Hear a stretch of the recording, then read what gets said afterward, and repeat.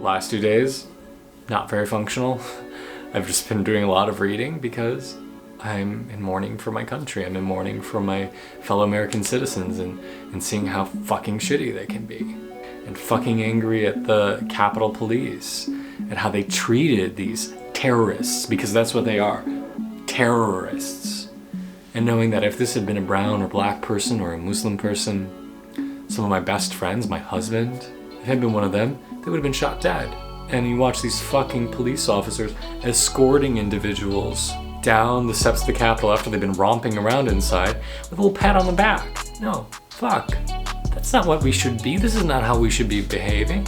Fuck them. And so yeah, I've been upset. I've been grieving. When your lover leaves you, when a dear family member dies, when you watch crazy, rabid, right-wing anarchists storming the Capitol building, you experience heartbreak. And it can be crushing. It can be totally devastating. So what do we do about it? How do we make it better? How do we go on? So if you're anything like me, the events of earlier this week was fucking hard to watch. I mean, watching these entitled people just stomp all over our sacred spaces has been heartbreaking. I have felt like for the last few days, like I felt like incapable of like doing anything. I've just been like mourning the death of my country, the death of democracy. And I recognize that the feelings that I have aren't all that different to how I have felt at points in my life when I've had my heart broken. Like I remember the first time I ever fell in love with someone. And oh man, I mean, he was beautiful and inquisitive and kind and spiritual, and I was so in love. And then when he said he didn't want anything to do with me anymore, I was bereft. I couldn't get out of bed for like 2 weeks. I got I was the sickest I've ever been. I had the flu and strep on top of it. I was a wreck. And it took me a long time to start to process what happened. Because like this week, like with my country, I have hopes, or I had hopes for a certain type of future, a certain type of relationship. I imagined brighter days ahead. And when those things don't come to pass, we experience rage, frustration, grief, longing, depression, rage. And those type of feelings are totally normal and to be expected. You don't know how you're going to get through it. To feel small and helpless. To feel like the world doesn't care about you. To feel like the wider world is a harsh place to be. But it's okay to feel those things. It's okay to be frustrated and disillusioned and angry. So often we just want to clamp down on those feelings and say, no, I'm not going to feel them. I'm just going to shove it into a corner. But that's not healthy. That's not how we heal. If we want to move on, if we want to heal, if we want to be okay, you have to allow yourself to feel what you're feeling.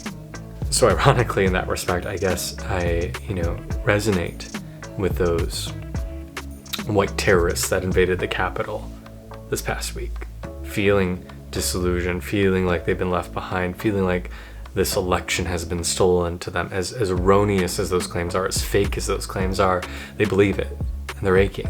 They're feeling their suffering. As much as I decry where they are and their false beliefs, I can appreciate that they're allowing themselves to go through their emotional processes, because so many of us don't want to feel those things. Like my mother's such a good example about this. Like she just shoves stuff down. Shove it down. It's fine. It's fine. I'm good. It's not all good. It's not. We're a fucking mess right now. And that's okay. It's okay. I mean, that's what so many of us are so afraid to admit. that I'm just a fucking wreck, that these feelings are intense, that I don't want to have to go through them. But boy, you have to. You don't get to opt out of feeling. You don't get to opt out of dealing with your shit. You have to allow yourself to face it. And this is one of my frustrations with people in the spiritual community, this idea of, I should be enlightened. I shouldn't have to feel these things. If I feel things and I'm not working well enough through my process and my practice. Bullshit. You're gonna hurt. You're gonna mourn. You're gonna lash out. You're gonna do shitty things. You're gonna not be at your best because shit is happening. That's okay. It's okay, and more than okay. You need to feel that way. Because when we bottle up our experience, there's no healing that happens in that. There's no growth that happens in that. Stagnation happens. A lack of flow happens. That's when things start to fester, to get rancid, to become toxic. And we shove it into a tiny box and don't let it see the light of day. And yeah, it's not comfortable. It sucks to mourn. It sucks to grieve. And yet we've gotta.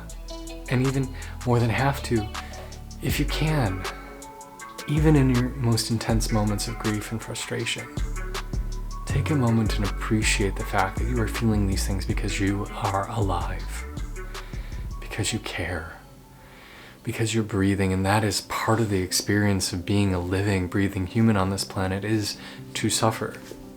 And as horrible as it is, as uncomfortable it is, there is beauty in that.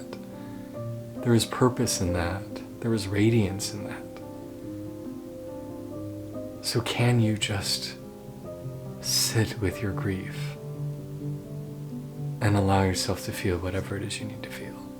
So that's the first thing we need to do. Allow yourself to rage. Allow yourself to mourn. Accept the grief.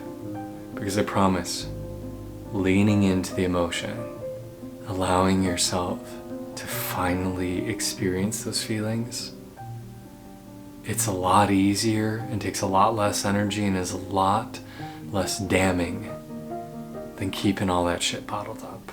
It costs so much more effort. It costs so much more energy.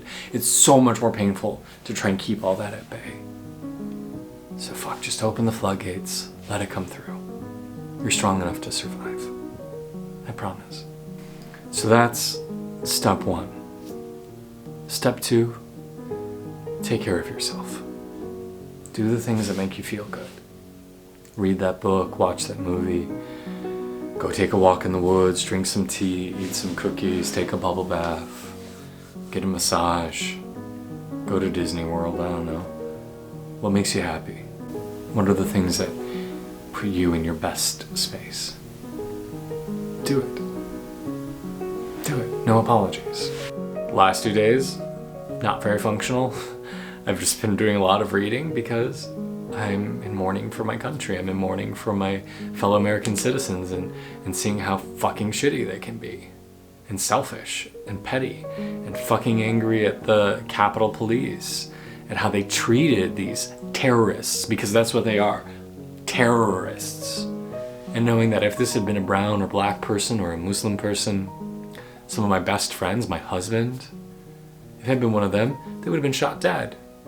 And you watch these fucking police officers escorting individuals down the steps of the Capitol after they've been romping around inside with a little pat on the back. No, fuck. That's not what we should be. This is not how we should be behaving. Fuck them. And so yeah, I've been upset. I've been grieving. And so I'm doing the things that help me be okay. Reading. Spending time with my husband, walking my dog. No, I haven't been terribly productive. And that's alright. It's okay.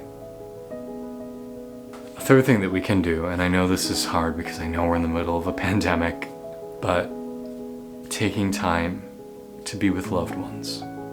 Virtual doesn't count. Being with somebody on FaceTime doesn't fire the same neurons as being in a room with somebody. So in these times of grief, are you surrounding yourself with company of others? Are you accepting touch? Are you allowing yourself to give love and receive love? Are you allowing yourself to laugh and be silly and play games and talk and cuddle and kiss and whatever? Because when we're alone, man, being alone is toxic. I mean, there's so many studies that have shown links to loneliness and cancer, premature death, premature aging. Loneliness kills. And especially when we're going through a difficult time, especially when we're feeling distraught and worn down, we need people around us. So don't fight this alone. Don't fight your grief by yourself. Lean on someone. Be there with them. And my final suggestion is make sure that you have something bigger that you're living for, something you're working towards. Having a project, like the ability to have something to just show up and go do, is not to be underrated. Whether that's taking care of a dog or cooking dinner for a friend, do something. Have a purpose. Live for something greater. Have something to pour your energy in, because if you are stuck in your own experience of sadness, of mourning, it's hard to get out of it. So sometimes having that tether, that thing that just pulls you onward, can be invaluable. So what I'd like to do is this. I'd like us to breathe together, to focus together, and see if we can work through some of this shit. Listen to your breath.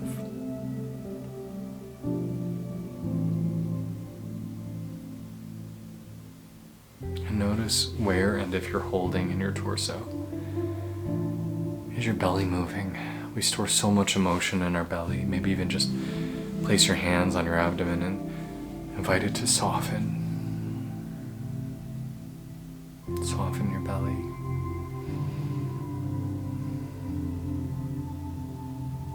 Soften your belly.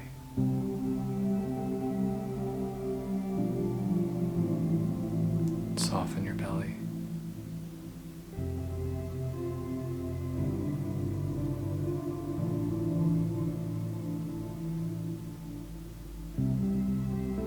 And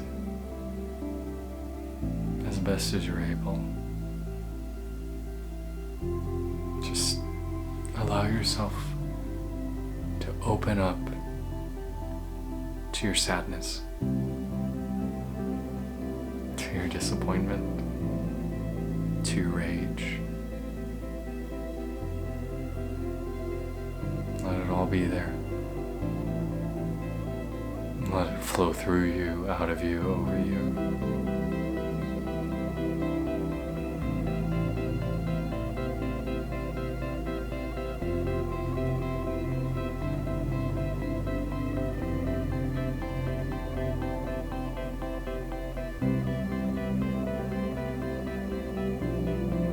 Feel the depths of whatever is going on for you.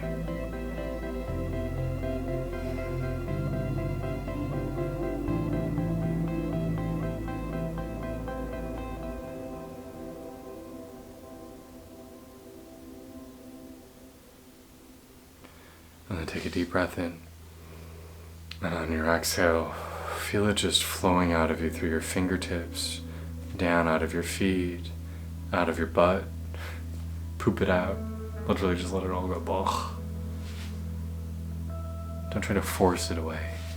Just let it drain away a little bit.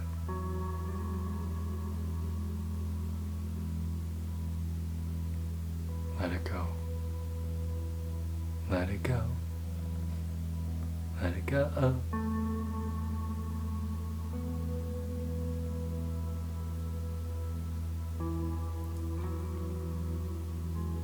Don't try to fix your sadness. Don't try to make it all right. Don't try to say, I need to be over this.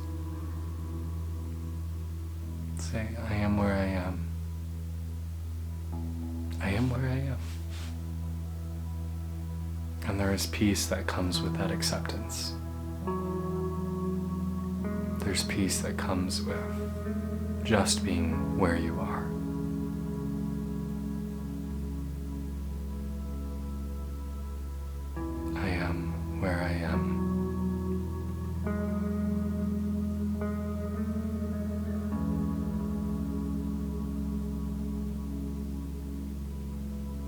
to have contentment with what is a tremendous gift.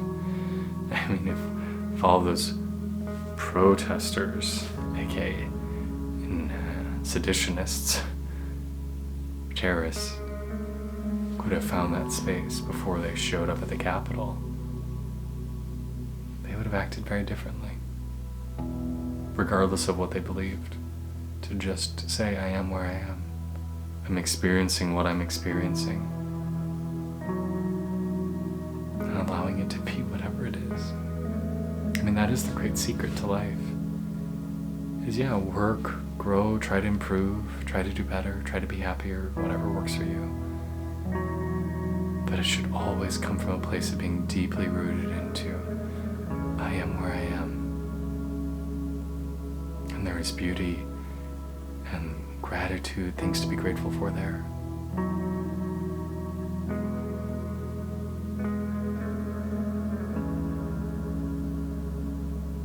I am where I am. And let that be perfect. You're never going to fully overcome grief. One of my favorite TED Talks says, we don't move on from grief, we move forward with it. So allow yourself to just move forward with what you've got. I'm Kay, thank you for joining me. If you've been enjoying my videos, please share it with somebody else who you think might find them valuable. And if you're up for it, please check out my book, Journey to the Ecstatic Self, available online, Amazon, Barnes & Noble, wherever books are sold. Thank you for your time. It is a privilege to get to share some space with you today.